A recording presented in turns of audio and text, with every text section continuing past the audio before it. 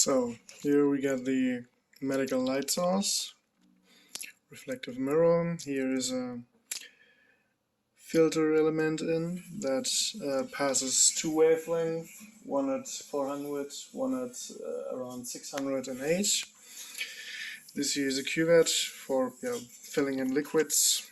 Light gets reflected here at the mirror, sent into this diffraction grating in here and into the cam.